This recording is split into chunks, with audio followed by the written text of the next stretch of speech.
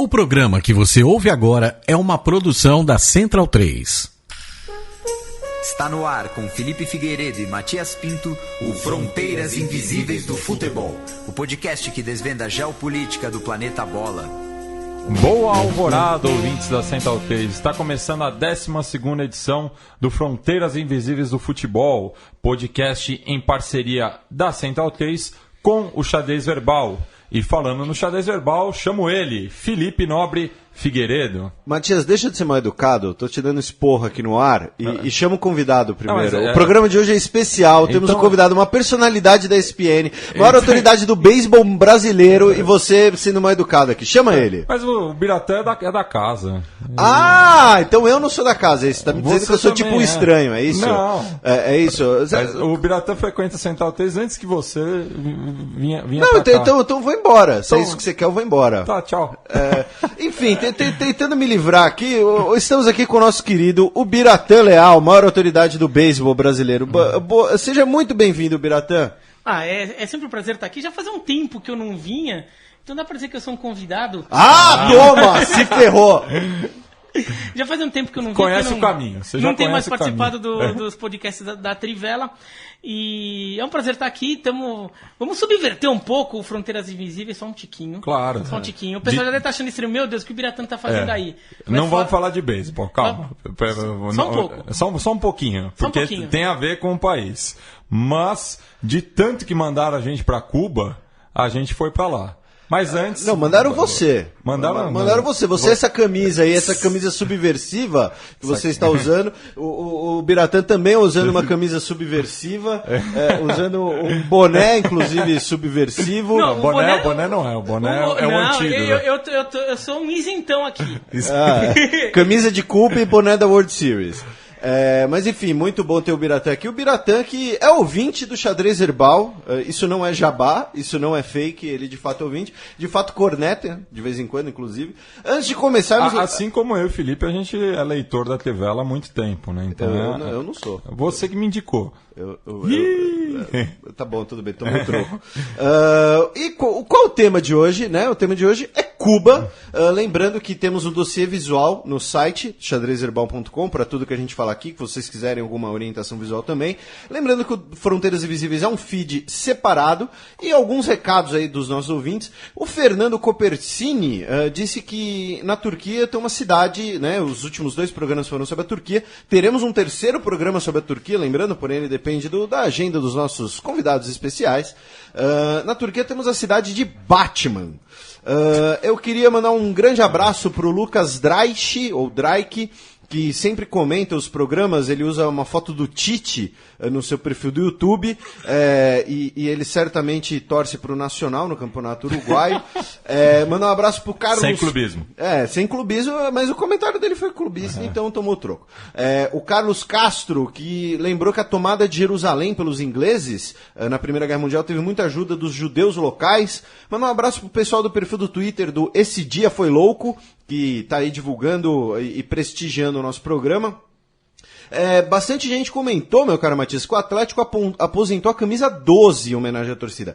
A 13, que talvez seja a origem da confusão que a gente fez, é porque é o número do Galo no jogo do bicho e a torcida canta o número 13. Não, e eu acho que teve uma polêmica também que na Time Mania eles queriam que o 13 fosse o número do Galo também. Então, mas a origem é essa. O Wellington Leal Jr. também sempre comenta, lembrou que no GP da Turquia de Fórmula 1 de 2006... foram autoridades do Chipre do Norte que entregaram o troféu ao vencedor. E teve reclamações na FIA e tudo mais. A gente contou essa história do Chipre do Norte. Só interrompendo, então, essa cornetada eu não dei em vocês, que eu sempre dou, né? Sobre Chipre do Norte, só pegando a carona, Chipre do Norte que é o time que mais ganha Copas do Mundo da NF Board, que é a Non-FIFA Board, que é uma Copa do Mundo dos países que não são reconhecidos pela FIFA, e Chipre do Norte sempre ganha. E só uma notícia também que tem a ver com Fronteiras Invisíveis futuro, já que o Biratã tocou nesse assunto, o Kosovo foi aceito na semana passada na UEFA, uma votação bem apertada, mas o Kosovo vai fazer parte agora do quadro da UEFA. E vai ser interessante porque vários jogadores kosovares já jogam por outras seleções, né? Principalmente Suíça, exatamente. Sim. Na Suíça tem o Shaqiri, tem o Berrame, todos eles são kosovares. Na verdade, alguns não são kosovares. O Berrame é albanês, teoricamente. Exatamente. Fica enrolado, né? É uma questão que a FIFA vai ter que criar uma jurisprudência para esse caso. E o nosso ouvinte Gabriel Andrade Paula lembrou também de um episódio na Euroliga ano passado. Ele não se lembra qual era a equipe turca, mas jogava com Estrela Vermelha, se não me engano é o Galatasaray, por basquete, e mataram um torcedor do Estrela Vermelha, e a torcida turca também levou uma faixa escrito Liberdade Kosovo. E Kosovo é um assunto muito sensível na Sérvia. E finalmente um abraço para o pessoal da Karsug Mania, o melhor grupo de futebol do Facebook. Mas não fiquem poluindo a Karsug Mania com spam do xadrez herbal, nem clubismo, porque a polícia do clubismo lá bate forte. Um abraço para o Gustavo. Bueno, vamos falar então da história da ilha caribenha.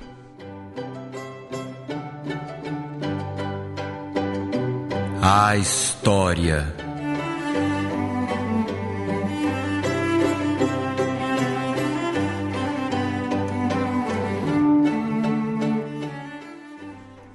Felipe, estamos na ilha de Cuba, ilha que antigamente era habitada pelo povo taíno, né, que eram considerados o povo dócil, né, do Caribe. Mais ou menos, né? Sempre, Cuba é um lugar riquíssimo em sítios arqueológicos, inclusive. Tem muitos artesanatos e muitos montes de conchas, que nem nós temos no Brasil, né? No Brasil são chamados sambaquis, no nosso litoral. Mas como você disse, do povo taíno, né? O povo taíno que tem uma proximidade de costumes, digamos assim, de hábitos alimentares também muito próxima das populações originais brasileiras. Consumo de tapioca, de mandioca, também de batata doce e principalmente, no caso, já uma diferença, mas no caso cubano, o consumo do tabaco. Cuba sempre foi uma região muito rica em tabaco. Inclusive, a palavra tabaco, que é uma palavra basicamente usada no mundo inteiro, ela tem origem taíno. Assim como o nome Havana e o nome Cuba, que Cuba em taíno muito provavelmente significa terra fértil. São algumas palavras que nós usamos até hoje que são uma herança do povo taíno. Em 1492 chega Colombo, e aqui é literal, né? Logo na primeira viagem de Colombo passa por Cuba. A colonização espanhola começa em 1511, justamente partindo da ilha de Hispaniola, que é a ilha onde atualmente ficam Haiti e República Dominicana. Em 1515 a gente tem o marco da fundação de Santiago de Cuba, que é uma das cidades europeias, digamos assim, mais antigas do continente americano. Cuba, durante muito tempo, vai servir ao Império Espanhol como um lugar de plantação de açúcar e de tabaco, incluindo aí a mão de obra de negros africanos escravizados. E só antes de passar para a escravidão, só fazer um contraponto em relação aos taínos, que eu falei que eram o povo dócil do Caribe, isso porque tinham os caraibas, né, que eram o povo mais hostil, que entrou guerreiro em confronto com os espanhóis assim que eles chegaram. E Caraíba justamente dá o nome ao Mar do Caribe. E também dá o nome à rua, fica ali na Pompeia. Uma zona não muito dócil, não muito...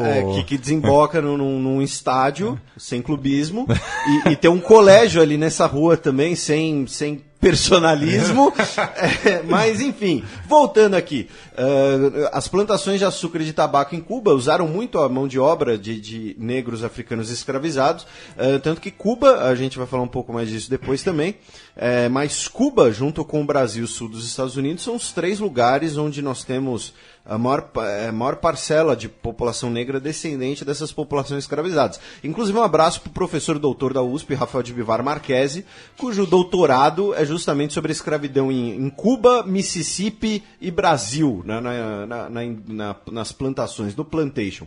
Agora, como você falou do Mar do Caribe, né, nos séculos XVI a mais ou menos XVIII, a questão ali das viagens marítimas, Cuba como um ponto logístico para viagens comerciais, para o transporte de metais preciosos extraídos do continente americano para a Espanha, esse papel foi importantíssimo, tanto que é a chamada época de ouro da pirataria, né? Seja por corsários durante as guerras europeias, lembrando que corsários é o pirata, entre aspas, que tem uma autorização de um país para atacar navios de outro país, saqueá-lo e ficar com uma parte da carga como pagamento. Sobretudo do Reino Unido. Do Reino Unido, da Holanda, da França. Vários países usaram esse expediente, mas como você disse, especialmente do Reino Unido. Só que do Reino Unido eram principalmente os piratas, que esses sim eram, digamos assim, criminosos, entre aspas. Eles saqueavam todo mundo, atacavam todo mundo. E aí nós tivemos vários piratas famosos no Caribe, e que inclusive atacaram Santiago de Cuba, atacaram Havana, justamente porque era um ponto muito importante, seja para o transporte de cargas como tabaco, mas principalmente porque ali passava muito ouro. Então, valia a pena o risco de você atacar um galeão que poderia estar cheio de ouro. E justamente por isso também que a ilha de Cuba é uma ilha extremamente fortificada. Óbvio que hoje são fortificações, do século XVIII, não são fortificações no sentido militar, mas são lugares históricos para você visitar, museus a céu aberto, assim como nós temos fortificações em Santos, por exemplo, no litoral paulista. Ou em Porto Rico também, nas proximidades. Exatamente. Em Belém? Em Belém, muito bem lembrado. E então Cuba era um lugar extremamente fortificado. Até que chega a Guerra dos 7 Anos, que foi uma das primeiras guerras mundiais, por assim dizer. A Cuba é ocupada pelos britânicos e depois, na guerra, no tratado pós-guerra, ela é trocada pela Flórida. Porque os britânicos desejavam dar uma continuidade aí às suas colônias americanas, e essa troca, digamos assim, ela é desfeita, a Flórida volta para os espanhóis, depois da Guerra de Independência dos Estados Unidos. Que a Guerra de Independência dos Estados Unidos não foi o Mel Gibson lutando contra os ingleses no meio do mato. É o segundo programa seguido que você cita o Mel Gibson. E sempre em tom pejorativo, lembre-se. Enfim, é polêmico. Você está querendo dizer que eu tenho uma fixação pelo Mel Gibson, é isso? Entenderosos entenderão. Assistam Mad Max, pronto, uma dica boa. Mas após a vitória franco-espanhola contra os ingleses na Guerra de Independência dos Estados Unidos, a Flórida volta para a Espanha. No século XIX, nós temos o boom do açúcar em Havana. Um abraço para o nosso querido Lucas, o Dragões de Garagem, que sempre dá risada quando eu falo boom de alguma coisa. Nós temos um crescimento da indústria açucareira, especialmente seus derivados, especialmente aquele derivado que não é para criança beber, o rum.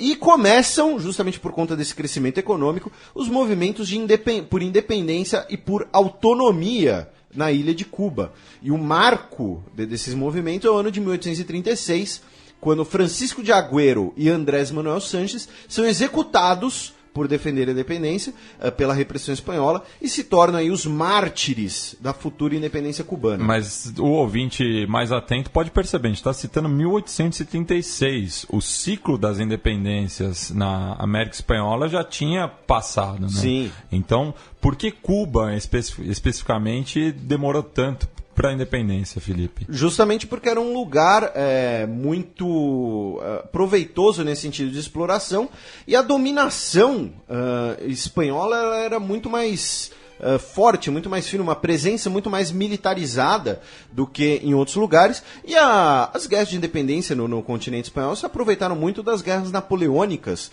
que não chegaram tanto assim a Cuba, especialmente ali a questão, e também a proximidade dos Estados Unidos faz com que em Cuba nós tenhamos os movimentos pró-anexação, que defendiam não a independência da Espanha, mas a anexação pelos Estados Unidos, por considerarem um modelo mais equilibrado e, inclusive, escravocatas, principalmente grandes proprietários de terra, defendendo essa união com os Estados Unidos, já que o sul dos Estados Unidos era escravista. E, nesse sentido, também lembrar da proximidade de outra ilha rebelde, no caso, o Haiti.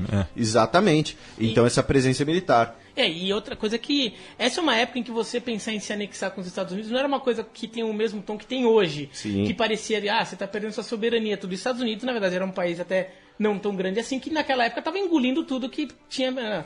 Pegou Flórida, pegou Louisiana, se expandiu pro oeste, até em direção ao Pacífico. O Texas, que chegou a ser um país independente por alguns anos. Então, era meio normal você pensar nessa ideia de você também fazer parte dessa expansão americana. E como eu já citei já também, Porto Rico, um exemplo claro disso, até os dias de hoje. Mas eu suponho que Porto Rico daqui a pouco vai aparecer na história, né? Mais ou menos, de leve, indiretamente. Então, de levinho, mas aparece. Mas e tem uma grande diferença, né? Porque Cuba sofreu uma dominação colonial direta espanhola. No caso dos Estados Unidos, você faria parte de uma federação. Você ainda teria alguma autonomia interna, especialmente para essa elite escravocrata, como tinha no sul dos Estados Unidos. Né? E lembrando a piadinha do Charlie Sheen, né, sobre a independência do Texas, ele fala, por que nós acabamos com essa independência do Texas? Quem é que fez isso? Mas, enfim, brincadeiras à parte, um abraço para todos os torcedores do San Antonio Spurs. A Cuba vai passar por 2 guerras por independência, né? A Guerra Grande, que vai durar de 1868 a 1878. São 10 anos de guerra que vão deixar mais ou menos 150 mil mortos. E a Guerra Chiquita, a Guerra Pequena, que dura de 1879 até 1880. E essas guerras tiveram em comum porque elas dividem a elite escravocrata, pois parte desse grupo vai lutar pela independência e vai lutar justamente ao lado dos escravos. Né? Os escravos vão ser a bucha de canhão. E isso começa a favorecer o fim da escravidão em Cuba, que virá apenas em 1886 o penúltimo país do continente americano a interromper a escravidão. Lembrando que o último é um tal de Brasil. Depois nós teremos a Guerra de Independência Cubana propriamente dita, que começa em 1895, vai durar até 1898. Nós teremos cerca de 300 mil cubanos mortos, seja pela guerra em si, por doenças, pela fome. E nos últimos 3 meses da guerra, nós teremos a intervenção dos Estados Unidos. Primeiro, para proteger os seus investimentos na ilha, né? A Cuba, nessa época, já tinha muito investimento dos Estados Unidos, especialmente justamente na exploração da indústria açucareira e da plantação de tabaco. Os Estados Unidos vão ter como estopim da sua participação na guerra o caso do USS Maine, que era um encouraçado americano que estava ancorado em Cuba. Ele, um belo dia, explode. Os Estados Unidos vão pôr a culpa no governo cubano, dizendo que isso foi uma retaliação pela guerra, para impedir que o navio interferisse, mas muito provavelmente foi só uma desculpa, muito provavelmente foi uma explosão no paiol de armas do encouraçado. Tem gente, inclusive, que defende a teoria da conspiração, que os Estados Unidos explodiu o próprio navio de propósito eles não fariam isso. Para ter a justificativa de entrar na guerra. O governo colonial tenta, inclusive, oferecer uma trégua para isso, só que os Estados Unidos não aceitam essa exigência. A pressão popular por vingança pelos mortos do Maine e um tal de Ted Roosevelt, que na época era vice-secretário da Marinha e sem pedir autorização para o presidente mandou atacarem os espanhóis. Depois ele vira a ser presidente e é o cara que cunha a política do Big Stick. Isso inicia a intervenção dos Estados Unidos em Cuba especificamente, que marca o início da Guerra Hispano-Americana, que coloca os Estados Unidos no mapa mundial, transforma os Estados Unidos em potência, já que os Estados Unidos derrota uma potência europeia, ainda que vista como de segundo escalão, mas uma potência europeia, e expande muito seus domínios. A Espanha cede soberania sobre Cuba, sobre Porto Rico, sobre as Ilhas Guam e as Filipinas. Né? Não custa lembrar, durante muito tempo as Filipinas fez parte do domínio direto e indireto dos Estados Unidos pelo Tratado de Paris. Né? Isso é uma desgraça, né? Quem estuda relações internacionais, política internacional. 50% dos tratados do mundo são tratados de Paris ou Tratado de Londres. Ou seja, o Tratado de Paris tem 512 tratados lá. Então sempre confunde. E isso inicia a expansão dos domínios americanos nessa lógica bioceânica. Né? Os Estados Unidos, como um país de costa atlântica e costa pacífica, vai passar a expandir os seus domínios tanto no Caribe, né? O Caribe vai se tornar o lago americano, quanto no Pacífico, no caso, as Filipinas. Essa política do Big Stick e essa lógica bioceânica, inclusive, depois vai fundamentar a construção do Canal do Panamá, justamente no governo do tal Ted Roosevelt, que vai eternizar o chapéu Panamá, que era o chapéu que ele usava nas construções, que não era feito no Panamá, era feito no Equador. E a gente já explicou isso anteriormente. Biratã, alguma consideração antes da gente passar pro relvado? Rapidinho, mas toda essa história, a ligação com os Estados Unidos, explica do ponto de vista esportivo, como a influência esportiva dos cubanos é muito maior vinda dos Estados Unidos do que vinda da Europa, né? E por isso, por exemplo, que o futebol, como a gente vai ver agora, é um esporte secundário lá. Isso, essa coisa acontece também na Venezuela e em parte da Colômbia. Sim. No Panamá, República Dominicana. Onde você tem mais influência dos Estados Unidos, o futebol não é tão popular. E no resto você tinha mais influência da Inglaterra, né, como a potência econômica, e você teve o futebol trazido pelos operários e tudo mais. Muito bem lembrado pelo nosso Mas o futebol não serve tanto para as ex-colônias britânicas, que daí entra tanto o rugby quanto o cricket. É mais para dominação indireta. Não né? fala em cricket, mano, senão ele vai se empolgar. Olha que tem assunto para fronteiras invisíveis. Tá perto da Jamaica. Fronteiras invisíveis do cricket. Tem assunto. Eu já falei disso pro Felipe, ele persegue o material. o cricket. Vamos passar para o campo de futebol, no caso. O campo.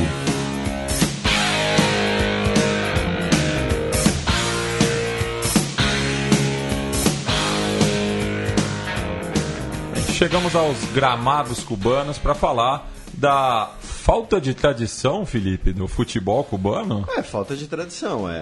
Depende do sentido que você der pra tradição, porque Cuba foi a primeira nação caribenha a jogar a Copa do Mundo. Jogou a Copa de 38, perdeu nas quartas de final pra Suécia de 8-0. Né? Isso não vem ao caso, mas nunca mais voltou pra Copa. Mas o Biratã, inclusive, entrevistou o último jogador que sobreviveu dessa seleção, né, o Biratã? Em 2006, né, pra revista Trivela. Foi uma das primeiras matérias que eu fiz quando eu fui contratado. Eu entrevistei o Juan Tunhas, que era o atacante da seleção cubana de 38. Ele era o último jogador vivo, ele morreu em 2011. E ele fez um gol na vitória de Cuba sobre a Romênia, nas oitavas de final. Cuba empatou com a Romênia, daí ganhou no jogo de desempate. E daí ele conta que um problema é que o jogo de desempate foi debaixo de um toró. Então o gramado ficou muito ruim. Ele falou que ele mesmo não conseguia nem jogar direito, de tanta lama que estava na chuteira. Ele falou que o jogo foi muito ruim, foi muito cansativo. Ele falou que a Suécia era um time mais forte, mas com Cuba ainda desgastado de um jogo extra, que ainda teve essas condições climáticas. Ele falou que era impossível Cuba fazer qualquer coisa no jogo contra a Suécia. Depois da Copa do Mundo ele foi jogar no México, né? Então ele se profissionalizou, jogou no futebol mexicano e ele ficou por lá. Ele se radicou no México e até ele morrer em 2011 ele ficou lá no México. E quando Cuba perdeu para a União Soviética de 8-0 em Moscou em 1980, qual foi a desculpa? Você não vai querer brincar com a União Soviética, né? Então, não, só pra saber. Mas enfim, esse... Mas foi quando o jogo? 80? 1980. Aquela geração soviética era boa. Não, era um timaço. Time soviético era bom. Lembrando que temos 2 fronteiras visíveis do futebol aqui sobre a Ucrânia. Um deles, inclusive, a gente fala de vários jogadores soviéticos dessa geração. E era um jogo para marcar, né, a amizade entre os dois países, né, entre a União Soviética e Cuba. Você não marca a amizade dando 8 no seu amigo. Sabe? Quando chega no 5, você para, você toca de lado, você faz um gol contra, pro placar não ficar 0, né? Mas enfim, não é muito amigo isso. Cuba foi vice da Copa do Caribe em 92, 99 e 2005 e foi finalmente campeã em 2012. Lembrando que a Copa do Caribe dá vaga para a Copa Ouro, é mais ou menos a segunda divisão do Caribe, digamos assim. O maior artilheiro da história da seleção cubana é o Lester Moré, com 29 gols, que fugiu da concentração e foi para os Estados Unidos no PAN de 2007. O PAN de 2007, onde é que foi? Foi no Rio. Foi no Rio. O 2007 foi no Rio, o recordista com o maior número de partidas é o Yerier Marques, com 126 jogos. Ele joga no Futebol Clube de Vila Clara desde 99, que é da cidade de Santa Clara. E ele o time é o maior campeão cubano, com 13 títulos, sendo que o campeonato foi estabelecido em 1912. Né? Só que vários dos times pré-Segunda Guerra Mundial já não existem mais, deixaram de existir. Então, por isso que o maior campeão é um time relativamente novo no futebol cubano. Esses são os recordes, né, do futebol cubano. Como curiosidade, nós temos algumas questões aqui, que uma delas é a crise dos mísseis de 62, que a gente vai falar mais pra frente, mas é um assunto bastante conhecido por todos, né? Talvez o momento que o mundo chegou mais perto da Terceira Guerra Mundial. Tem um quê de lenda, um quê de verdade, que as suspeitas dos Estados Unidos de que os soviéticos estavam aprontando alguma coisa na ilha começou quando um avião de reconhecimento captou vários novos campos de futebol. E aí algum analista de inteligência da CIA olhou e falou assim, não, mas os cubanos não jogam futebol, os cubanos jogam beisebol, quem joga futebol é russo. Tem caroço nesse angu. E aí foram ver e tem as fotos, né, dos mísseis. Então não foram só os campos de futebol, por isso tem um quê de lenda. E no ano seguinte que marca a excursão do Madureira, a ilha também. Que é a sua camisa subversiva. A camisa que eu estou utilizando, lembrando 50 anos dessa excursão do tricolor suburbano à ilha de Fidel Castro. Inclusive, no ano seguinte foi dado o golpe aqui no Brasil e o presidente do Madureira foi interrogado no DOPS por conta tanto dessa excursão quanto do ano seguinte à China. Então, o cara escolheu estava bem. procurando. Né? E outra curiosidade histórica, né, que você até mencionou que o maior artilheiro da seleção cubana é o Genier. Não, o Genier Marques é o cara com maior partidas. Mais partidas. E daí você vai ver que o nome dele é com Y, né? E tem muito cubano que tem o primeiro nome com Y. Né? Pra quem acompanha beisebol, inclusive, você vê muitos jogadores cubanos que jogam nos Estados Unidos que tem o primeiro nome com Y. E isso daí é um resquício da presença soviética em Cuba, porque tinham muitos russos soviéticos que chegaram lá que tinham nomes com Y, tipo Yuri e Evgeny. E daí, entre os cubanos, virou uma brincadeira essa coisa de nome com Y ser russo. E no final das contas isso acabou se transformando em uma coisa que eles começaram a achar legal, ter o nome com Y. Então vários... Tem a geração Y, que eles chamam a geração de nomes com Y, que é uma geração de cubanos que são adultos hoje. Inclusive a maior oposicionista do governo Exatamente. Atualmente é a Ioni Sanchez. E ela mesma conta essa história, que nomes com Y, porque é influência soviética. É o imperialismo dos nomes. E como curiosidade, né, você falou de muitos russos vivendo em Cuba, a gente vai retomar isso também mais pra frente, mas no período da Guerra Fria, a seleção de futebol de Cuba teve muitos técnicos do leste europeu, especialmente húngaros e da Tchecoslováquia, né, que eram países que tinham tradição de futebol, eram países que eram politicamente próximos, então você vai lá, chama um cara da Hungria para ser nosso técnico, para ver se a gente aprende esse negócio e tal. Então teve isso. E lembrando, né, o futebol aqui é um fio condutor para o processo político, para o processo histórico. Hoje nós temos talvez o principal jogador cubano é o Osvaldo Alonso, que joga no Seattle Sounders, da Major League Soccer, né, o campeonato dos Estados Unidos. E agora, janeiro de 2016, ou seja, 5 meses atrás, nós tivemos os 2 primeiros jogadores de Cuba. Os 2 assinaram com o Cruz Azul do México, o Michael Reisalong e o Abel Martínez, com autorização do governo cubano, do Instituto de Esportes, Educação Física e Recreação do governo cubano. Ou seja, eles não tiveram que desertar de Cuba para poder jogar, para poder se profissionalizar e jogar fora do país, jogar internacionalmente. Né? Parte aí desse processo de abertura cubano que a gente vai ver mais para frente, mas que todo mundo está presenciando nos noticiários, especialmente no xadrez verbal. O Alonso do Seattle Sounders, ele já defendeu a seleção cubana sub-23 e a seleção cubana principal, mas ele disse que ele pegou nacionalidade americana, hoje ele é americano também. Sim. E ele já declarou que queria defender a seleção americana, mas ele não pode porque ele já defendeu a seleção principal de Cuba em competições oficiais. Que é a regra da FIFA, né? Que é a regra da FIFA. Que é, inclusive, como a gente comentou em relação ao Kosovo, talvez vão ter que rever alguma coisa. E aí a gente chega no esporte que tem mais tradição na ilha, né? O beisebol, que também serve muito para fazer essa questão geopolítica, né? Justamente porque muitos cubanos vão jogar beisebol nos Estados Unidos, vão ser milionários, vão ser inclusive acusados de serem traidores por Cuba e tudo mais. Nosso querido Biratã está aqui com o livro O Orgulho de Havana, né, The Pride of Havana, a história do beisebol cubano, e eu vou me recolher a minha ignorância e agora é com vocês. Eu só anotei aqui algumas coisas para dar um pitaco, para não parecer... Assim, eu só queria mencionar uma coisa, que a seleção cubana, ela tem um retrospecto no beisebol absurdo, ela tem 3 ouros olímpicos e de 35 Copas do Mundo os caras ganharam 25. Assim, tem que ter antidoping nesse negócio. Mas enfim, agora é com vocês. Isso tem muito a ver no caso das Olimpíadas em relação aos atletas amadores, né? A mesma coisa que acontecia com o futebol olímpico. Cuba, essa questão do excesso de medalhas de Cuba tem justamente isso. As competições, eles têm 25 títulos da Copa do Mundo, que era bienal, então também eram muitas edições, mas eles ganhavam todas, porque eles competiam contra adversários amadores ou de ligas menores, né, que são profissionais em formação ainda. E dos Estados Unidos. Então eram competições de nível técnico mais fracos, até porque elas são disputadas durante a temporada americana e japonesa. Então os principais jogadores americanos e japoneses nem estavam disponíveis. E mesmo os principais venezuelanos, dominicanos também não, porque eles estavam jogando nas ligas profissionais de Estados Unidos ou sul-coreanos no Japão. Então, Cuba acabou vencendo muitos títulos, que é um número um pouco exagerado, mas é inegável que Cuba é uma potência no esporte. E essa prata no World Baseball Classic, né, que é o nome, que é a Copa do Mundo atual do beisebol, a Copa do Mundo com os principais jogadores do mundo, a primeira edição foi em 2003, Cuba foi vice-campeã, foi uma surpresa geral, porque era um time amador, né, um time que não tinha tanto intercâmbio com um altíssimo nível, e Cuba acabou chegando até a final, eliminou a República Dominicana na semifinal, a República Dominicana que é uma seleção fortíssima, e perdeu só do Japão na final. Então foi um resultado bem surpreendente. Quais os principais ídolos cubanos no beisebol dos Estados Unidos e algum eventual peso político que eles tenham?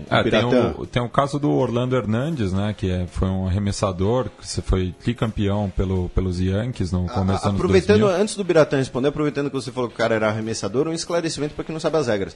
O cara que arremessa, ele é do time que está defendendo. Isso, né? Isso é importante lembrar. Então, e geralmente ele não rebate. Exato. Na Liga Americana ele não rebate, na Liga Nacional sim. Que são as duas conferências da MLB. Então, o arremessador do time que estiver enfrentando Cuba, ele tem que esperar a Cuba lançar. Nossa.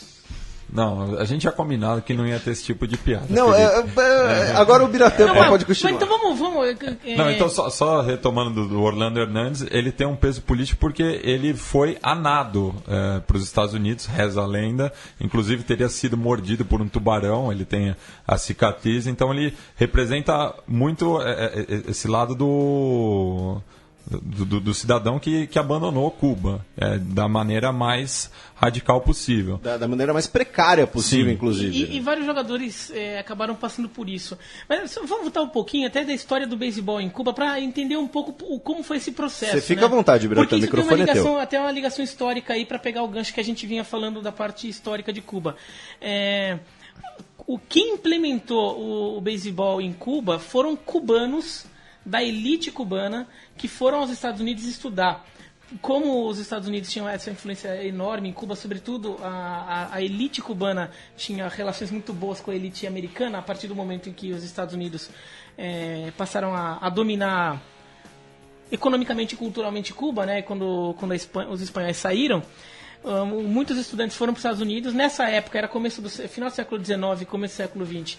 O beisebol era disparado, o esporte mais popular dos Estados Unidos. Eles aprenderam o beisebol e levaram o jogo para sua terra quando voltaram. Então não foi como a história que a gente está mais acostumado com o futebol, a narrativa dos marinheiros. É um pouco mais para Charles Miller do que para a história dos marinheiros que iam, as empresas inglesas de fazer trem, que faziam das companhias ferroviárias que implementaram. Foi uma história mais dos estudantes, que é a mesma história do beisebol na China e no Japão. Também foram estudantes que foram...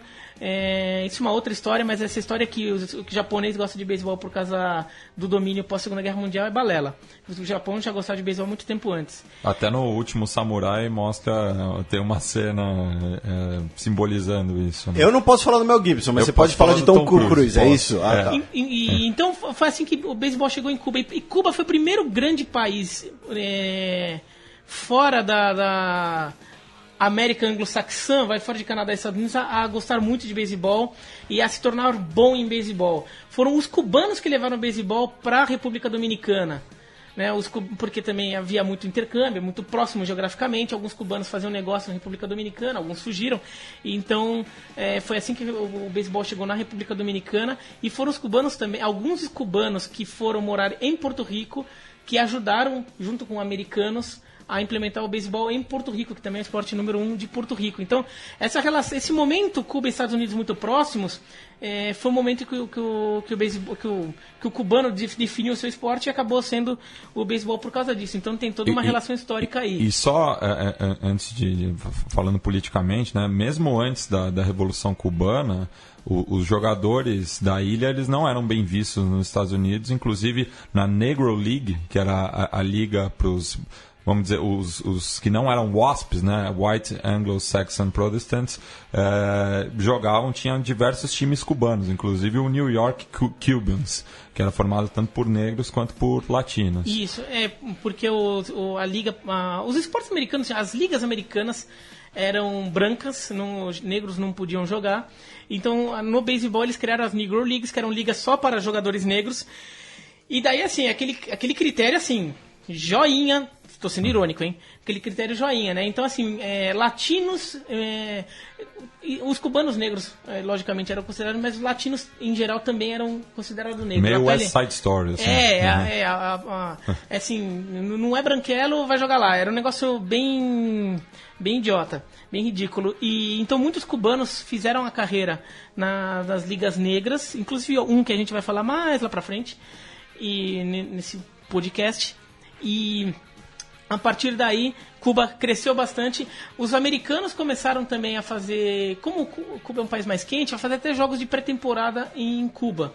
Teve alguns jogos de pré-temporada da Major League Baseball em Cuba, porque a pré-temporada é numa época que ainda é muito frio nos Estados Unidos, então eles jogam normalmente na Flórida e no Arizona, né? Mas alguns chegaram até a fazer alguns jogos em Cuba, até para explorar um pouco o mercado, aproveitar a amizade. De repente, os dirigentes queriam fazer certas coisas longe de suas esposas, lá em Cuba. Esse tipo de coisa que a gente imagina que possa acontecer, né? Até que Cuba criou uma liga profissional de beisebol.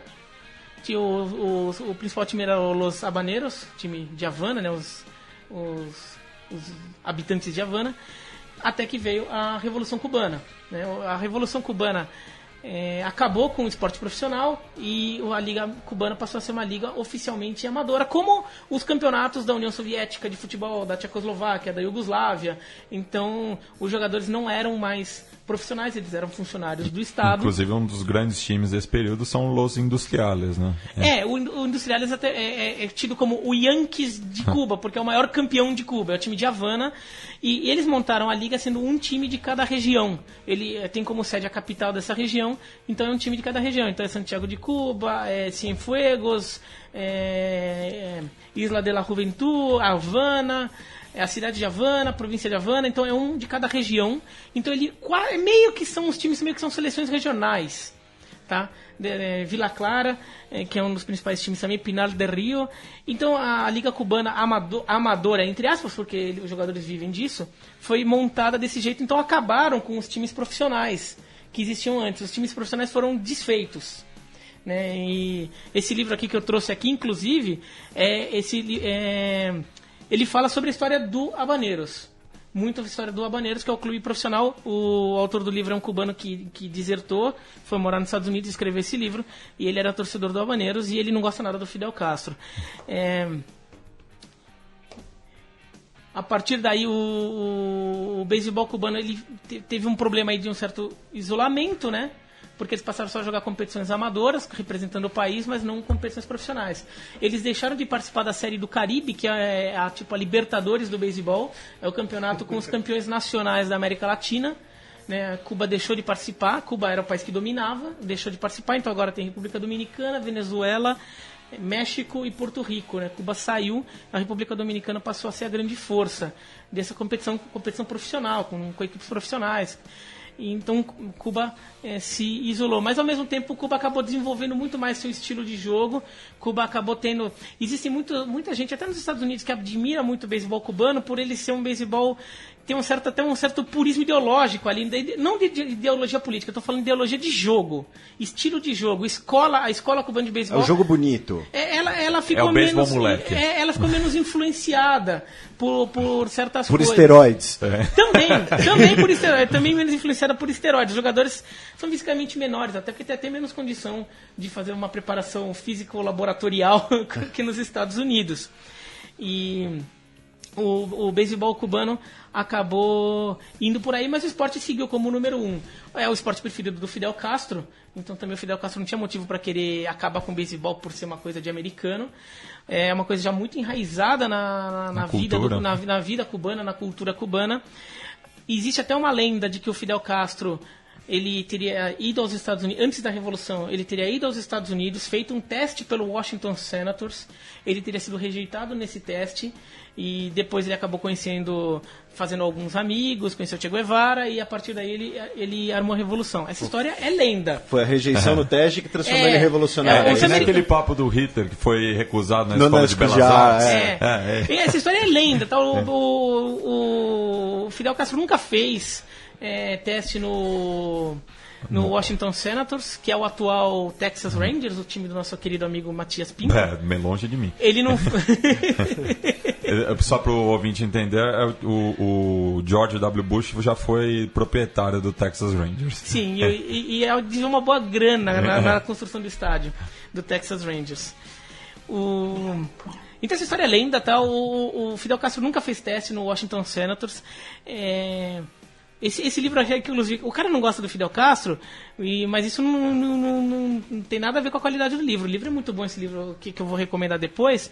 E ele tem toda tem muita gente que vai achar que o livro é bom justamente porque ele não gosta do Fidel Castro. Exatamente. Ele não é pelego. Não, mas eu tô falando assim, o livro é bom, independentemente da sua ideologia. O livro é bom, entendeu? Não tem que ficar pensando... Se você não tá acostumado a lidar com o público de política, aí você tá meio, cheio de dedos. É que nem pro pessoal de esquerda, você pode ler o Mário Vargas Llosa, sem problema. Esquece o que ele fala fora dos livros, que o livro é bom. Então, esse livro é bom e tem todo um monte de dados comprovando que é uma lenda a história do Fidel Castro ter jogado profissionalmente beisebol. Mas logo depois da Revolução, para um dos eventos ali para comemorar, o Fidel Castro e seus aliados fizeram um jogo de beisebol. Que é Los Barbudos. Los Barbudos, que foi o nome do time. Tem foto dele com a camisa. Sim. Los Barbudos. E o beisebol justamente marca a reaproximação entre Cuba e Estados Unidos, né? Não somente agora com Obama, mas em 99, quando nós temos 2 jogos entre a seleção de Cuba e o Baltimore Orioles, na época do Clinton ainda. Isso. Foi em 99 esse jogo. Foram 2 jogos, um em Havana e um em Baltimore. E os visitantes ganharam. Sim. O Baltimore ganhou em Havana e a seleção cubana venceu em Baltimore, que foi uma surpresa. E o simbolismo da coisa também, Baltimore é uma cidade muito próxima de Washington, né? Então, era o time de Washington, né? Porque a cidade de Washington não tinha um time na época, né? O Washington Nationals, que é o time atual de Washington, era o Montreal. Expos, né? Era o Montreal Expos, que se mudou para Washington em 2005. Então não tinha, o time de Washington era o Baltimore. E esse jogo, o primeiro jogo em Havana, foi realizado um dia depois da final da Série Nacional, que é o Campeonato Cubano de Beisebol. E alguns jornalistas americanos que foram cobrir o jogo, 2 noites antes, eles perguntaram para os jogadores cubanos que fariam a final, que jogo era mais importante, a final do Campeonato Cubano ou o jogo do outro dia, entre o Baltimore e a seleção cubana. Os jogadores falavam: o jogo do Baltimore é mais importante, amanhã a gente vai jogar um campeonato, depois de amanhã vai ser feita história. Bonito, hein? Bonito. E agora, mas esse jogo de 99 foi muito bonito pela relação dos 2 países, que tem uma imagem, mas o jogo que teve esse ano foi mais relevante em relação ao peso político. Ao peso político e até a perceber que realmente há uma busca de entendimentos maiores, a negociação para que cubanos possam jogar nos Estados Unidos, que tem a ver até com os jogadores cubanos que foram pro Cruz Azul. E recentemente também teve uma polêmica dentro da Major League Baseball, já que o treinador do Miami Marlins, o Ozzie Guillen, que é venezuelano, teria elogiado o Fidel Castro. Ele elogiou, tem a gravação disso. Ele elogiou o Fidel Castro e a comunidade cubana em Miami anti-Castro. Anti-Castro totalmente.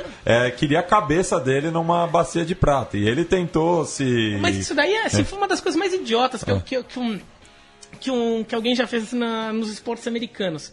O Ozzie Guillen, né, que foi o técnico venezuelano que falou isso, ele é venezuelano, ele era jogador da Major League Baseball do Chicago White Sox, ele foi campeão em 2005 pelo Chicago White Sox, que tinha como arremessador o Orlando Hernandez, tinha sido tricampeão pelo Yankees, ele foi pro White Sox, foi campeão em 2005 pelo White Sox, o cubano, e ele estava dando uma entrevista, e olha a sua situação. O Florida Marlins jogava num estádio lá do Miami Dolphins da NFL, um estádio horrível para beisebol, um estádio de futebol americano, é longe pra caramba, em Fort Lauderdale quase, num subúrbio rico de Miami. Daí o que eles fizeram? Não, vamos construir um estádio novo. A prefeitura de Miami bancou a construção, destruiu o Orange Bowl, que era um estádio super tradicional de Miami, demoliu o estádio, no lugar construiu um estádio novo do Florida Marlins. O estádio custou o olho da cara. Tem uma estátua ridícula, que custou $2,5 milhões só a estátua, que fica piscando quando sai um home run. Mas qual que era o motivo de tudo isso? O estádio fica em Little Havana. Falar, não, o time de Miami, de beisebol, tem que jogar em Little Havana. Por quê? Porque lá é um bairro de cubanos, os cubanos adoram beisebol, então você vai fazer com que a comunidade cubana de Miami abrace o time. Daí você eles contrataram alguns bons jogadores, aí contrataram o técnico venezuelano. Técnico hispânico, tinha sido campeão. É tudo a mesma coisa, né? Venezuelano, cubano. Mas ele tinha sido campeão, então tinha alguma justificativa. Daí ele vai lá, antes da estreia, assim, algumas semanas antes da estreia, vai lá e dá uma entrevista e diz, eu amo... É que amo em inglês é um sentido mais de adoro, né? Eu adoro o Fidel Castro. Todo mundo quer matar ele e ninguém consegue. É isso que ele falou. Daí imagina como a torcida ficou. Teve gente fazendo campanha para boicotar o time, boicotar o estádio, pedindo a demissão do técnico. Falavam, daí várias matérias que os cubanos de Miami falavam, ele é o nosso Hitler. Como é que você fala que ama o nosso Hitler? Né? E... tudo aquilo lá, a temporada foi um lixo, o time que montou um time no papel muito bom, a temporada foi um lixo e o técnico foi demitido. E sabe o que é pior? Ele não gosta do Fidel Castro. Eu sigo ele no Twitter até por... Ele foi irônico, né? Não, ele não foi irônico. Ele só quis causar, sabe? Não, ninguém mata o cara. Fanfarrão que tá querendo causar, falar uma coisa polêmica. Eu sigo ele no Twitter porque ele comenta beisebol no Twitter, né? E, por exemplo, sempre quando ele não tá falando de beisebol, ele tá xingando o Hugo Chávez ou o Nicolás Maduro. Entendeu? E tem bons motivos para fazer isso, aliás. Ele tem ótimos motivos para xingar o Maduro e o Hugo Chávez. Isso fique bem claro. Mas assim, não condiz com a ideia de quem adore o Fidel Castro. Sim. Quer dizer, ele fez só para causar e foi um grande ele foi o menino zoeiro da sala. Mas aproveitando o gancho do Fidel, chama o próximo bloco aí, Matias. E só antes de chamar o próximo bloco, eu me esqueci de falar do amistoso que o São Paulo fez em Cuba em 2006 e a visita da seleção cubana ao Millentorn Stadium em 2008, também outro momento. São Paulo é um time anarquista alemão, para deixar claro. E até falando um pouco de futebol, né? O primeiro evento esportivo Estados Unidos mais Cuba pós retomada das relações diplomáticas foi um jogo do New York Cosmos com a seleção cubana. O jogo até passou aqui no Brasil, na ESPN, que o New York Cosmos ganhou o jogo por 4-0. O New York Cosmos com o Raul, Marcos Senna, contra a seleção cubana. Marcos Senna, que quando jogava no Corinthians, o apelido de Marcos Mega Sena, que, né, 6 bolas ele acertava uma. E esse jogo foi na ilha e teve cobertura mundial, foi bem relevante. Vamos passar agora para o mapa para entender um pouco os antecedentes da Revolução Cubana e como a gente enxerga a ilha nos dias de hoje.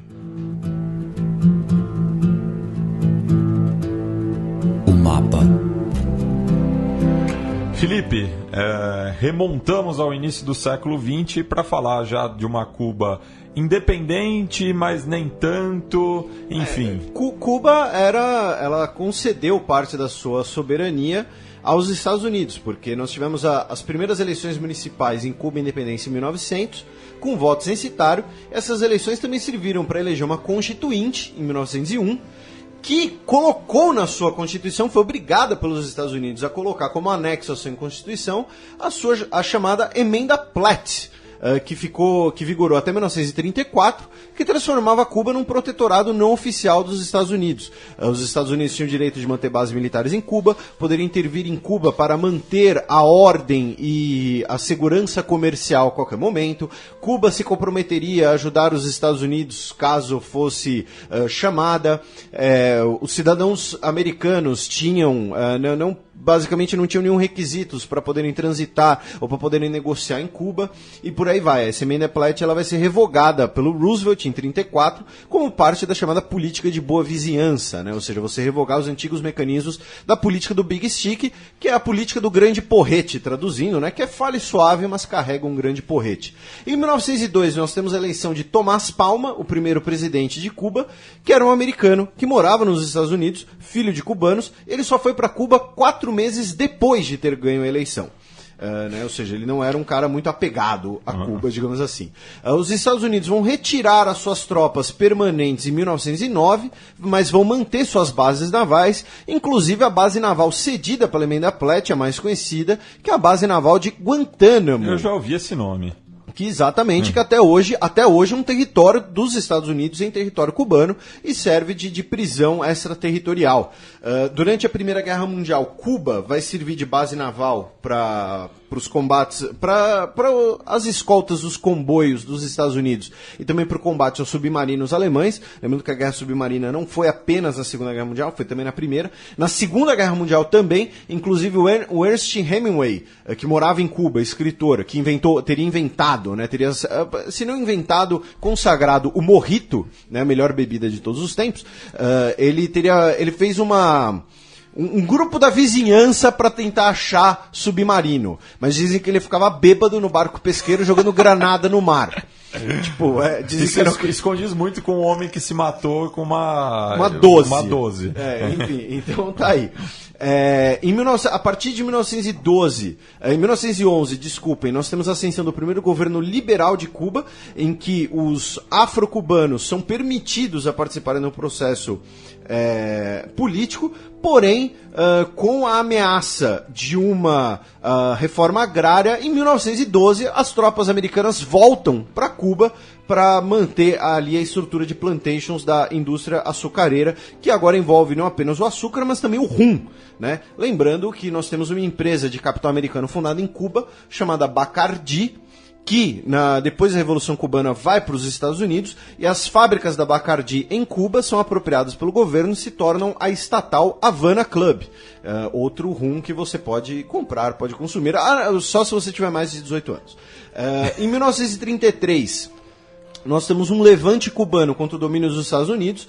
Por conta desse levante, da política de boa vizinhança, nós temos a revogação da emenda Platt, só que esse levante é reprimido por movimentos internos a Cuba, o chamado Movimento de 34, liderado por um tal sargento chamado Fulgêncio Batista Izaldivar, que vamos falar mais dele mais pra frente, justamente porque em 1940, com a nova Constituição cubana, nós temos a eleição de Fulgêncio Batista, detalhe, com apoio do Partido Comunista Cubano, porque ele era mulato, ele era extremamente nacionalista, no sentido de querer mais independência para Cuba, então ele tinha o apoio dos comunistas que viam ele como uma possível resistência a interferências imperialistas dos Estados Unidos, e pelo fato dele ser mulato, a questão racial ganha contornos ideológicos em Cuba nesse momento. Com pós-guerra, nós temos um crescimento econômico muito forte em Cuba. Fulgêncio Batista não consegue eleger seu sucessor. E é em 46 que nós temos um evento, que inclusive vai ser a minha dica cultural depois, que nós temos a Conferência de Havana. Aí nosso ouvinte pode ouvir e pensar, a Conferência de Havana do quê? De chanceleres, de presidentes? Não, Conferência de Havana de mafiosos. Né? Toda a máfia dos Estados Unidos foi se reunir em Havana. A sua dica é a mesma que a minha? A minha dica é um filme. A minha é um filme. Que estava no roteiro. O meu é de uma trilogia? De uma trilogia. Tá, então é a mesma que a minha. Mas o meu estava no roteiro, e eu que fiz o roteiro, eu falei primeiro, meu irmão. Tá bom. Subi antes no busão. Por conta desse clima de crescimento econômico em Cuba e dessa instabilidade interna, causada agora pela expansão de atividades vistas com não muitos bons olhos pelos moralistas cubanos, e também essa questão de lavagem de dinheiro, expansão da indústria do entretenimento, do turismo em Cuba, que já era muito forte, mas agora passa a se tornar talvez a principal atividade econômica do país. Nós temos a tomada de poder pelo Fulgêncio Batista em 52, que era vista como uma forma de combater isso. Porém, vai ser justamente o contrário, ele vai acabar incentivando isso, vai ser considerado um governo extremamente corrupto, ele vai ter o apoio, inclusive, dos mafiosos, do dinheiro dos cassinos, para manter um crescimento econômico, especialmente o crescimento econômico dele. Né, do bolso dele. O intercâmbio com os Estados Unidos se torna muito forte, especialmente porque aqui já estamos na lógica da Guerra Fria, na década de 1950, e por conta dessa traição, entre aspas, do Batista, que era visto como o cara que combateria essa corrupção, combateria o fato de Cuba ser um quintal dos Estados Unidos, digamos assim, em 53 já começa a Revolução Cubana, né, com o movimento de 26 de julho, que se encontram no México, tentam tomar os quartéis, não conseguem, são presos, né, Fidel Castro é preso, é libertado pouco depois, e aí ele e mais 18 companheiros vão lutar em Sierra Maestra, que é basicamente a história do filme do Che Guevara com o Benício Del Toro, né, ele e o irmão... A primeira parte, mais alguns poucos companheiros, iniciam a Revolução Cubana, que vai ter sucesso em 59, toma o poder. E aí é uma coisa muito importante. A Revolução Cubana não foi uma revolução socialista. Ela foi uma revolução de caráter, segundo a declaração do Movimento 26 de Julho, de caráter nacionalista e anti-imperialista. Quando Cuba se torna uma revolução socialista? Porque Cuba nacionaliza as empresas americanas, faz o processo de reforma agrária que estava para ser feito desde o início do século XX, como a gente mencionou. Os Estados Unidos boicotam essas medidas, retiram seu capital, propõem um embargo a Cuba, exigindo que Cuba devolva as propriedades e as empresas americanas. A primeira viagem de Fidel como líder da Revolução é aos Estados Unidos. Ele é recebido pelo vice-presidente Richard Nixon, que é uma visita que inclusive depois é muito satirizada num filme do Woody Allen, o Bananas. Fidel não consegue negociar isso, por isso que tem uma foto muito famosa do Fidel, que muita gente na direita brasileira usa, que é o Fidel comendo um hot dog e bebendo uma Coca-Cola, tipo em Times Square. Que era justamente para falar, olha como eu sou brother, eu sou amigão, tô tomando aqui uma Coca comendo hot dog em Times Square. Não conseguem fazer a negociação, e aí na lógica da Guerra Fria, se os Estados Unidos te fecham a porta, tem alguém que vai te abrir a porta, chamado União Soviética. E aí, em 1º de maio de 61, apenas, que recentemente fez 55 anos, que Fidel vai declarar o caráter socialista da Revolução Cubana. E por que eu estou falando isso? É um preciosismo meu? Não, não é. Porque, por exemplo, se você estiver nos ouvindo, e eu sei que tem muita gente que ouve o xadrez verbal nesse caso, e pretende prestar a prova do Itamaraty, o concurso de admissão à carreira diplomática, isso é uma questão extremamente tradicional, já que é umas 2 ou 3 vezes essa pegadinha de que a Revolução Cubana de 59 foi uma revolução comunista, certo ou errado? E o cara vai lá, tá certo, mas não, tá errado. Não, o caráter socialista foi declarado posteriormente, após os Estados Unidos não aceitarem negociar a nacionalização das empresas que existiam em Cuba. E aí o caso mais emblemático é o da Bacardi Havana Club. Né? Se você gosta de Havana Club, você está comprando um produto estatal cubano. Em 3 de fevereiro de 62 começa o embargo à economia cubana, um embargo que dura até hoje pelos Estados Unidos, inclusive com força de lei, né? É só o Congresso dos Estados Unidos para derrubar esse embargo. A Cuba é suspensa da OEA em janeiro de 62 e os Estados Unidos banem qualquer relação entre Estados Unidos e Cuba, proibindo inclusive cidadãos dos Estados Unidos a visitarem Cuba, fazerem qualquer coisa em Cuba, e obviamente essas medidas são recebidas com reciprocidade. E aí nós teremos o evento símbolo da Guerra Fria que a gente mencionou, que foram a crise dos mísseis de 62. Só que antes da crise dos mísseis de 62, nós temos um evento que é, às vezes, pouco debatido, que é a invasão da Baía dos Porcos de 61, quando o governo Kennedy financia movimentos anti-Castro via a CIA, isso não é paranoia, isso não é teoria da conspiração, isso é muito bem documentado, para tentarem invadir Cuba e derrubarem o governo Fidel. E aí, como o Biratã brincou antes, né, do técnico venezuelano, tentar matar o Fidel e derrubar o governo Castro. Eles não conseguem. Cuba, por conta disso, vai radicalizar ainda mais sua proximidade à União Soviética, e em 62 a União Soviética coloca mísseis nucleares de médio alcance em Cuba. Por quê? Por 3 motivos. Primeiro, porque o Fidel agora está pé da vida e quer retalhar para cima dos Estados Unidos. Segundo, a União Soviética quer retalhar os Estados Unidos por colocarem mísseis nucleares na Turquia, uma coisa que a gente já comentou em programas anteriores e no Xadrez Herbal, porque os mísseis na Turquia conseguiriam atingir a Rússia em questão de segundos, sem dar tempo de reação, assim como mísseis em Cuba poderiam atingir Washington, Nova York, também em questão de minutos. Não, e só para você não perder a oportunidade, que eu sei que você precisa fazer isso, qual é o presidente atual da Turquia? É o Erdogan. Muito obrigado. Durante a Guerra Fria, Cuba vai se tornar um dos principais aliados da União Soviética. A União Soviética vai comprar o açúcar cubano por 4 vezes o valor de mercado para incentivar a economia cubana, ou então vai trocar esse açúcar por armamentos. Cuba vai ter forças armadas consideráveis no período. Cuba vai participar de guerras internas, vai financiar guerrilhas comunistas na Nicarágua, em Angola, em Moçambique. Em Angola e Moçambique, inclusive, nós tivemos presença de milhares de tropas cubanas. Cuba vai ser um exportador de soldados nesse período. Nessa proximidade, inclusive, nós teremos o primeiro cosmonauta cubano vai ser lançado ao espaço, né? Cuba lançou de novo. E Não. Quem lançou foi a União Soviética. Foi a União Soviética, mas ele era cubano. Sim, mas não que nem o Marcos Pontes. Mas quem lançou não foi Cuba, foi a União Soviética. Só tá pra dizendo que acabar com Cuba a não piada. lançou. Felipe, chega. Tá, tudo bem, desculpa. Aqui vai ser mão de ferro, viu?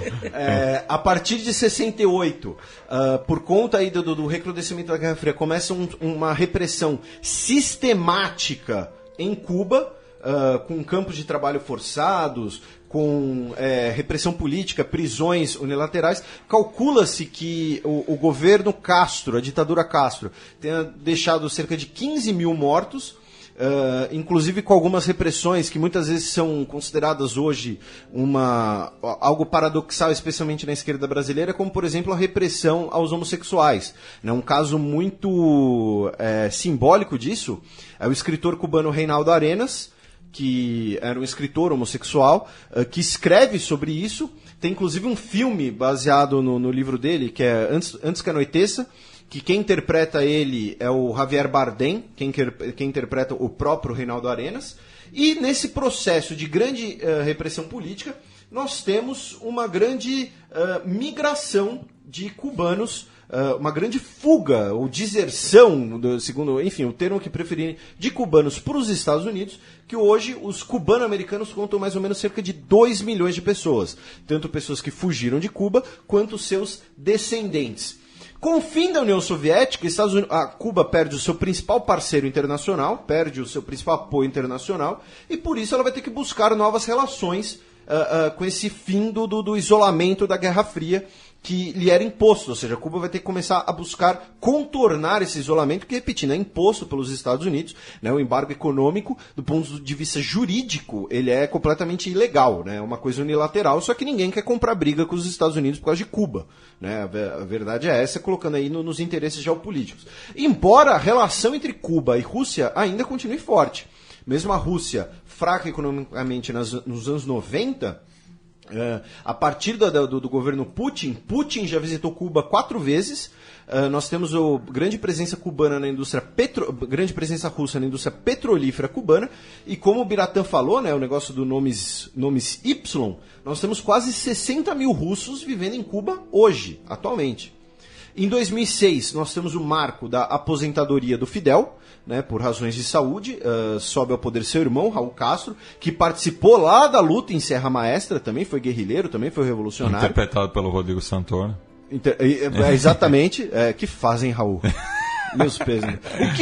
É uma boa questão de vestibular, né? O que Raul Castro e Xerxes têm em comum? Ambos foram destruídos pelo Rodrigo Santoro. Um abraço, Rodrigo Santoro. Eu gosto dele no Heleno. Eu sei que você não... Heleno eu nunca assisti ainda, sabia? Não assisti. Mas essa questão aí de Cuba buscar novos parceiros na década de 90 e início dos anos 2000 inclui a relação cubana com Hugo Chávez na Venezuela, relação cubana com o Brasil. Lembrando que o governo que normaliza as relações Brasil-Cuba é o governo Sarney. Não é só no governo Lula. O FHC, o BNDES no governo FHC também fez investimentos bilionários em Cuba. Tem aquela foto famosa também do Aécio na sua juventude visitando Fidel Castro. Exatamente, ele fazia parte da comitiva parlamentar brasileira. Então, assim, por quê? A gente tem o costume de pensar nas relações sempre partindo do Brasil, né? A gente pensa no que interfere no Brasil, mas tinha um incentivo cubano para isso também. Cuba bateu na porta do Brasil e falou, vamos fazer algum negócio aí? Tô precisando, não tenho mais parceiro. Né? Então, existe isso também. E aí chegamos no momento histórico, quando em 17 de dezembro de 2014, o Barack Obama e o Raul Castro fazem, em separado, mas ambos no mesmo dia, anúncios de que vão começar um processo de normalizar as relações entre os dois países, e ambos agradecendo o Papa Francisco, né, que recebeu um prêmio por ter ajudado, né, nessa questão diplomática. Nós falamos do arcebispo de Havana recentemente no Xadrez Herbal. As representações dos dois países são elevadas a embaixadas novamente no dia 20 de julho de 2015, né, hasteada a bandeira cubana em Washington, né, um monte de republicano deve ter tido faniquito, Chuck Norris deve ter, enfim, ter tido infarto quase. E agora, em março de 2016, o Barack Obama visitou Cuba. Pela primeira vez, um presidente dos Estados Unidos esteve em Cuba em 80 anos, e foi a primeira vez que um presidente dos Estados Unidos visitou o governo cubano, né? Porque a gente falou isso no programa, a visita anterior foi durante uma conferência de líderes em Havana. E por causa disso, muita gente de esquerda também deve ter tido faniquitos e afins. Exatamente. E nós tivemos o show dos Rolling Stones. Você deu uma indireta em alguém que eu notei. Eu notei um olhar maroto numa certa direção. O desfile da Chanel também. O desfile da Chanel essa semana. Tivemos outro jogo de beisebol na ilha, com jogadores americanos. E como a gente brincou, a gente fez uma previsão em um dos primeiros programas de Xadrez Herbal, e vários dos nossos ouvintes, nós somos os melhores ouvintes do mundo, falaram que isso já existia, né? Agora tem um monte de programa de tunar carro cubano, né? Pega lá os carros dos anos 50, os carros clássicos em Cuba, e vamos tunar, vamos restaurar e tudo mais, né? Porque os reality shows precisam de mais programas de tunar carros, né? Já não tem o suficiente. Mas enfim, e aí marca aí a retomada de relações entre Cuba e Estados Unidos, aí nesse cenário pós-Guerra Fria. O Biratã, complementos, fica à vontade. Você... Não, e daí já tem um monte de vários ganchos aí para falar de esportes a partir desses acontecimentos mais recentes ali. Quando tem a grande quantidade de cubanos começa a migrar para os Estados Unidos também, muitos jogadores cubanos, porque daí foi um momento em que o beisebol principalmente, o esporte em geral, começou a gerar muito dinheiro, muitos atletas cubanos passaram a ter grande sucesso, também coincidiu com o momento que Cuba teve mais sucesso nos esportes, foi a partir dos anos 70 e os anos 80 Cuba boicotou os Jogos Olímpicos de 84 em Los Angeles por causa do boicote soviético, o que muita gente esquece ou às vezes nem sabe. Cuba também boicotou os Jogos Olímpicos de Seul, em solidariedade à Coreia do Norte. Então, Cuba não participou dos Jogos Olímpicos de Los Angeles 84, Seul 88, então Cuba ficou um pouco à parte, mas Cuba já vê num crescimento do esporte a partir dos anos 70, Alberto Juan Torena no atletismo, Teófilo Stevenson no boxe, começaram a pintar alguns grandes atletas cubanos. Sotomayor. E a partir dos anos 90, Cuba reaparece nos Jogos Olímpicos em 92 e já reaparece em quarto lugar no quadro de medalhas. Já com a geração do Félix Savon no boxe, o Ana Quiró no atletismo, o Javier Sotomayor no atletismo. As cubanas no vôlei, a grande rivalidade. Que também aparece em quarto porque a União Soviética se... Não, mas tinha SEI. Mas a comunidade dos Estados Unidos foi a primeira colocada. O que aconteceu também foi que as duas Alemanhas se juntaram em 92. E em 88 a Alemanha Oriental foi a segunda colocada, à frente dos Estados Unidos, e os Estados Unidos terceiro. Né? Agora as duas Alemanhas viraram um país só, então Cuba meio que também teve um adversário a menos, né, nessa briga no quadro de medalhas. E 92 e a China foi não era a primeira grande edição coisa do ainda. beisebol também, né? Foi, primeira edição como esporte oficial. Ele tinha sido esporte e demonstração em várias edições. E Cuba levou o ouro.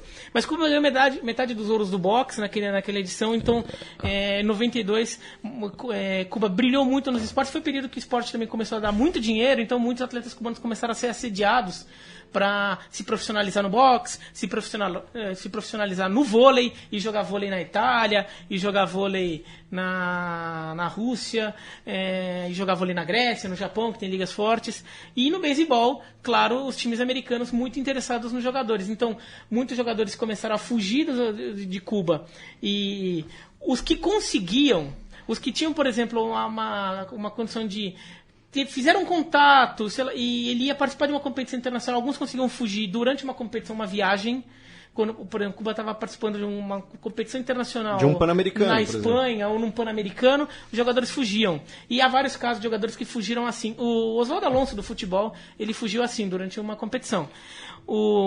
Agora, outros não, porque alguns jogadores, quando o governo cubano tinha informação de que ele estava pensando em fugir, esse jogador era cortado da seleção e ele não era mais convocado. O Orlando Hernandes, o El Duque, foi um caso desse, né? Então suspeitava-se que ele ia fugir, então deixaram de convocar e ele inclusive foi afastado do campeonato nacional. Ele foi afastado do time dele e passou a ter uma vida frugal ali assim, é um dos melhores jogadores do mundo na modalidade dele, e ele não podia jogar. Ele só batia a bola com os moleques do bairro.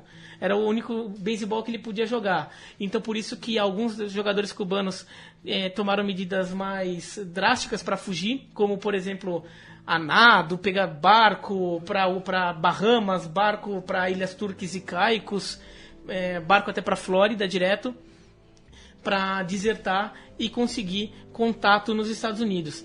Um cubano-americano, um cubano que havia ido para os Estados Unidos já nessa leva um pouco anterior, ele se tornou empresário e ele passou a ser o grande especialista em facilitar essas fugas.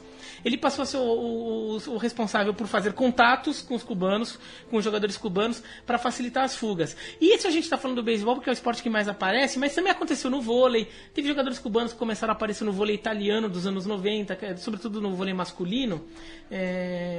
Aquela seleção cubana que ganhava do Brasil também sempre. Também teve jogadores que foram para a Itália um pouco nesse esquema. É que um jogador cubano na Itália não chama tanta atenção, mesmo o governo cubano não vai ter tanto encrenca com ele. E para os Estados Unidos dá mais encrenca. Né? E depois o governo cubano mudou a regra, que daí vamos aí para a história dos jogadores de futebol que foram por Cruz Azul. Há alguns anos o governo cubano mudou a regra. É permitido que atletas cubanos saiam de Cuba e se profissionalizem. Só que a condição ele tem que sair, ele tem duas obrigações principais. Uma é continuar defendendo a seleção cubana, se comprometer a continuar defendendo a seleção cubana, na modalidade que for. A segunda obrigação é que uma parte do salário dele tem que ser destinado ao Instituto de Desenvolvimento do Esporte de Cuba, que é um órgão do governo cubano, e eu não vou julgar o que o governo cubano ou o que o Instituto vai fazer com esse dinheiro. Supostamente é para desenvolver o esporte, e você ouvinte, está livre para acreditar que o governo cubano vai fazer o que quiser com esse dinheiro. Porque é possível que eles façam o que quiser com esse dinheiro. Também não dá para ficar achando que só vai ser usado para construção de ginásios em escolas. A pré-condição era essa. E daí tem um negócio. Vários jogadores cubanos vão jogar vôlei na Itália e continuam defendendo a seleção cubana. Vão jogar beisebol no Japão, vão jogar beisebol no México, vão jogar futebol no México, como esses dois do Cruz Azul. E por que ninguém vai para os Estados Unidos? Porque agora é o embargo que não permite. Tecnicamente, os jogadores cubanos, do ponto de vista do cubano, ele pode jogar nos Estados Unidos.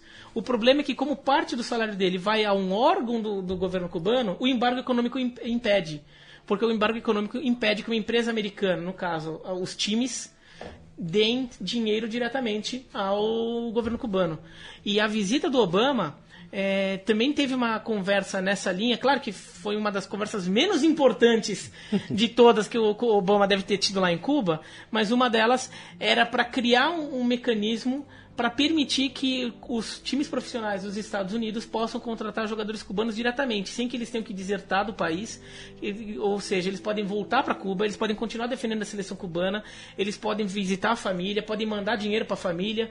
E a ideia deles seria criar um fundo, não ligado ao governo cubano, mas um fundo para ajudar a programas sociais em Cuba. Então, parte do salário dos jogadores iria para esse fundo para ajudar a educação e projetos sociais em Cuba, mas isso ainda está sendo negociado. Então, por enquanto, está nessa de que o jogador tem que desertar. Mas as últimas deserções já foram menos cinematográficas, né? O próprio governo cubano também já não está também mais... Vai fazer vista grossa, né? Vai fazer vista grossa, assim, também não vai ficar impedindo, não vai mais acontecer, não tem mais acontecido tantos casos, ou pelo menos não se tem tantas notícias de jogadores que estão sendo proibidos de jogar por causa disso. Porque no final das contas é bom para Cuba hoje, viu? Porque o jogador vai lá, ganha milhões nos Estados Unidos e fica mandando dinheiro para a família. É dinheiro que ajuda a economia cubana. E os cubano-americanos da Flórida, as remessas de dinheiro deles é uma fonte importante de renda para Cuba. É uma das principais receitas da economia cubana, são os dinheiro que os cubanos que moram na Flórida mandam todo mês, todo ano, para os seus familiares em Cuba. Então o governo cubano também não pode ignorar isso. E aproveitando o gancho dessa questão das deserções e tal, ajudar a mais uma vez tentar desfazer um mito aqui, porque no PAN de 2007 teve aqueles 2 boxeadores cubanos que desertaram e criou-se um mito, e que foi muito reverberado em parte da imprensa brasileira, que como uma das origens do xadrez verbal é essa, a imprensa brasileira não sabe muito do que fala quando fala de assuntos internacionais, pelo menos parte dela, de que o governo Lula seguiu uma ordem do Fidel e devolveu os boxeadores porque, né, é uma conspiração mundial e tal.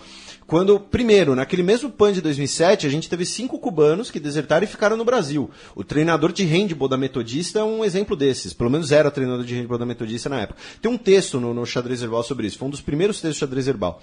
Só que o mais importante, aqueles boxeadores cubanos não ficaram no Brasil porque você pode sim pedir refúgio no Brasil. Só que você tem que fazer isso e por um tempo você não pode sair do Brasil. E eles queriam ir para a Alemanha. Porque é onde eles tinham contrato com uma empresa de promoção de boxe, né? Hoje a Alemanha é um grande centro de boxe.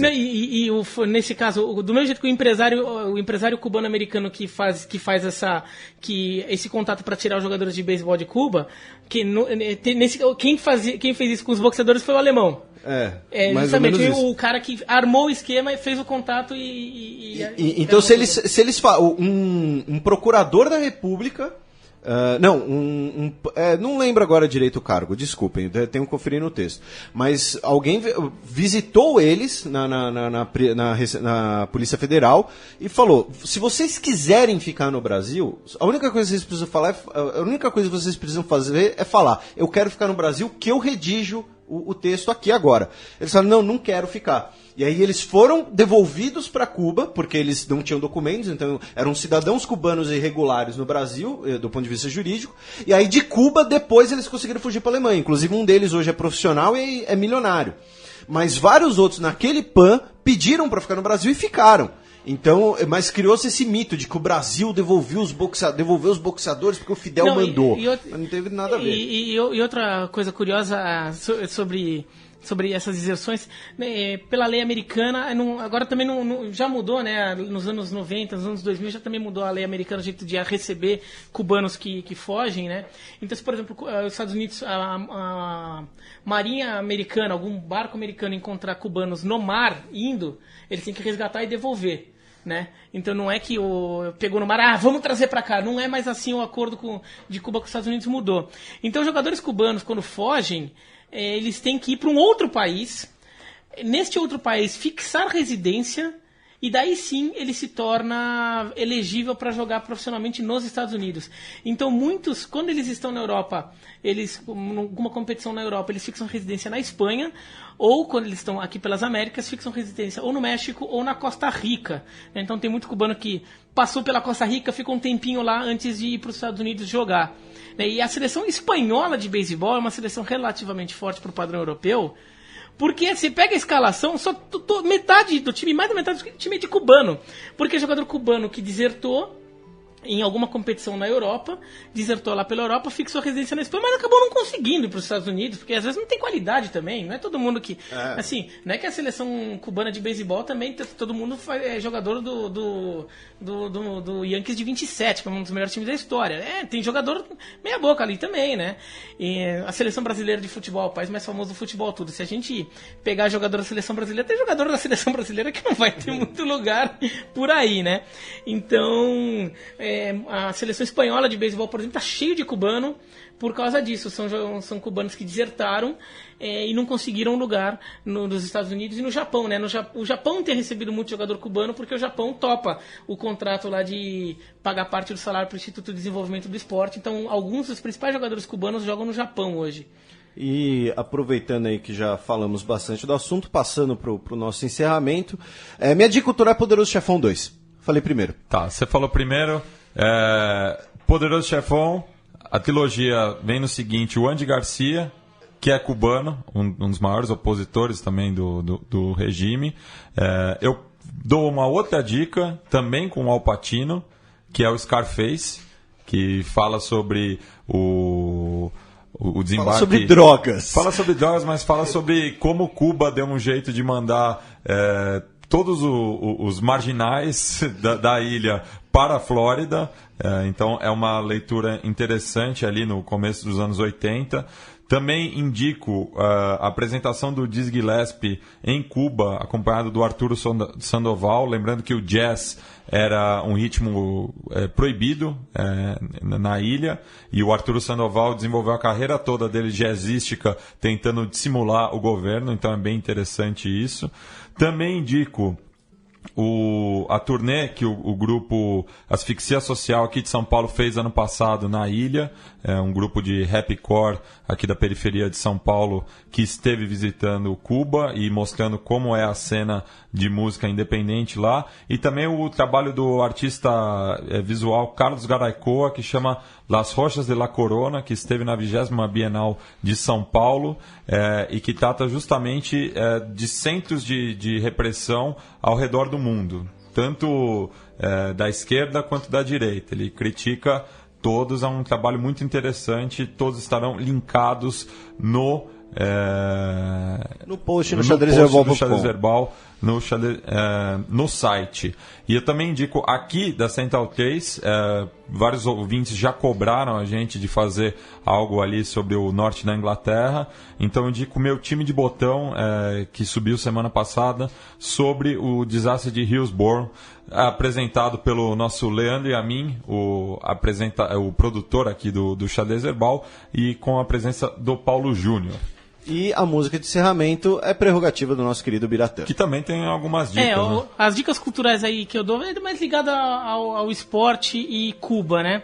Primeiro livro até que eu trouxe aqui, The Pride of Havana, A History of Cuban Baseball. Então é o Orgulho de Havana, uma história do beisebol cubano, do Roberto González Echevarria.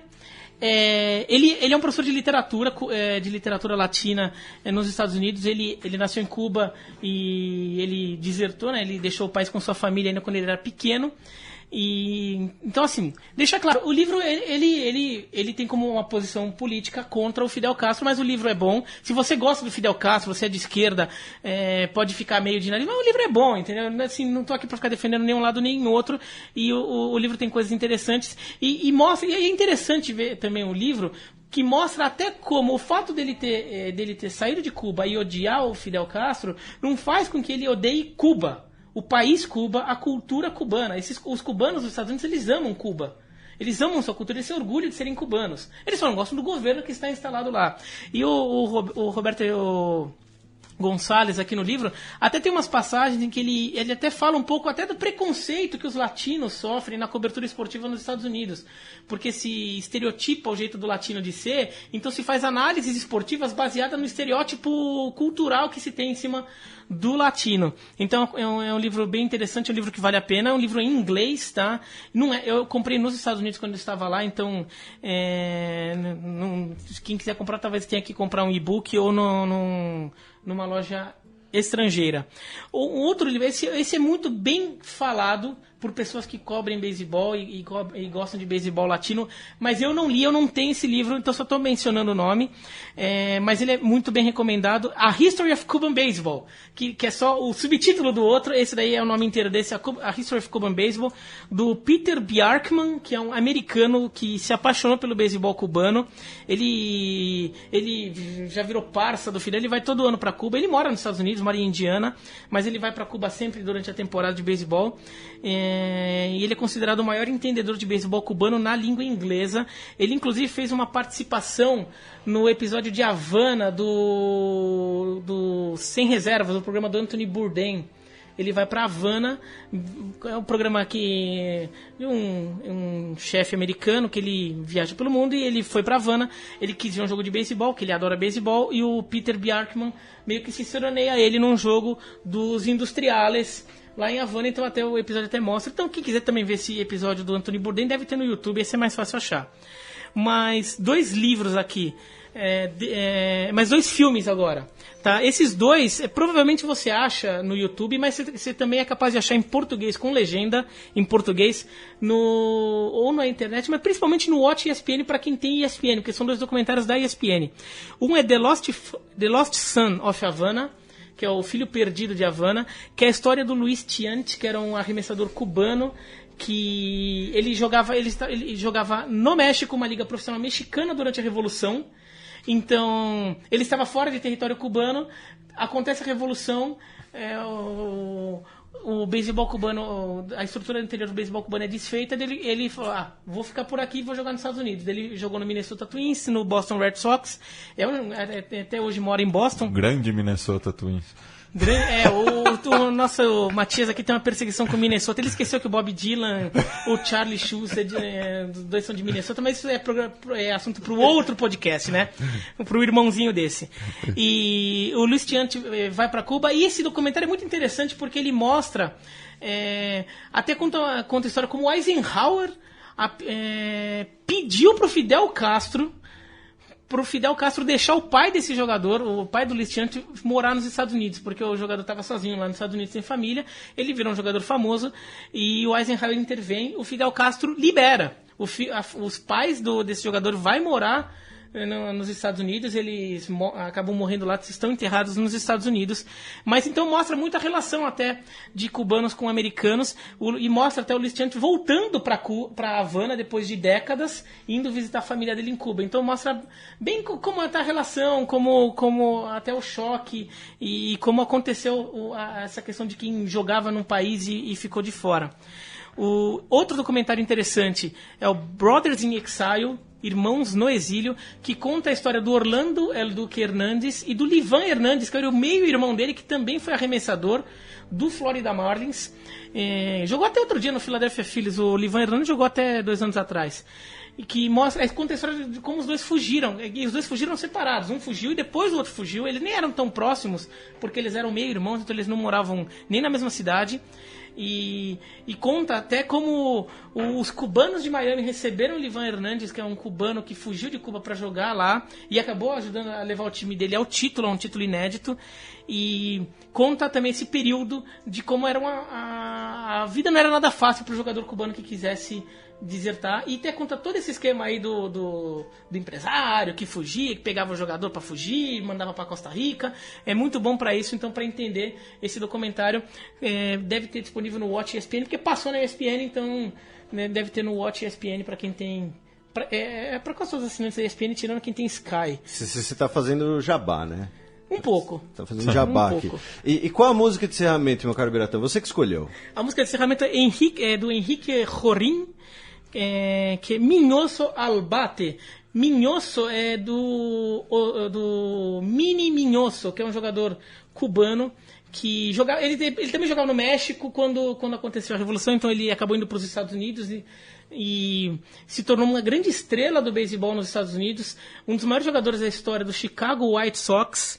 E a música chama Minhoso Albate, que é minhoso no bastão, né? Então fala que a música fala sobre ele estando rebatendo, né? Ele rebatendo, narra uma rebatida dele, essa música do Henrique Jorin, o Mini Minhoso, que morreu ano passado, e o número dele está aposentado no Chicago White Sox.